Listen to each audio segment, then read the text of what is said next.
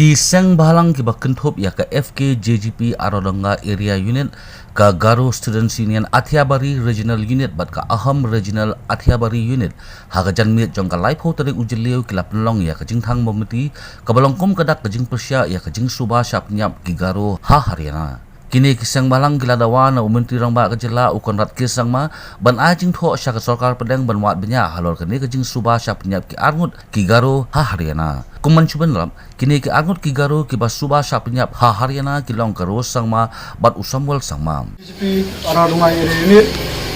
Aham Regional Unit, bat ka GSU Arodonga Regional Unit. Tengim kita termit ni lapnong daka candlelight service apo sinong ne Athiabari te naga mata ka jingja bayui apo social media jingja apo Haryana nagoi ka jakpendu dungi ki Garo pasa apo Delhi te kumbang yui apo social media ni snusi ba jakpendu dungi sale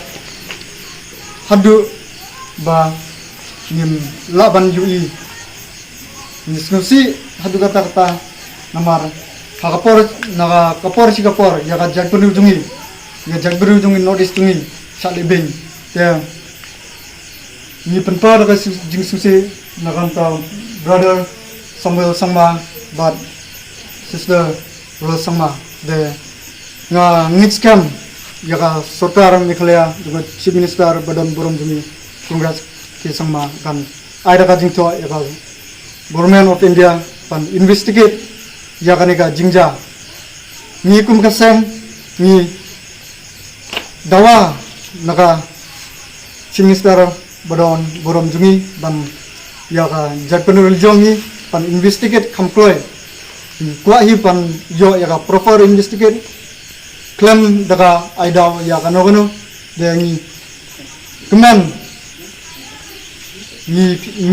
nanti bangsa yo jaga report bapa dan jasu pumkane ha sakmat jaga jaj pendujungi dan jaj pendujungan nulisi barakowe Halor kani ka jingja ka MP jong ketura ka Agatha Sangma bat kumjuru unang ilam kaliang persya u Dr. Mukul Sangma kilapha da ka jingtho sya umintri korbari ka sarkar India u Amit Shah banthung da ka jingto kit banlap ya ka jing shisha.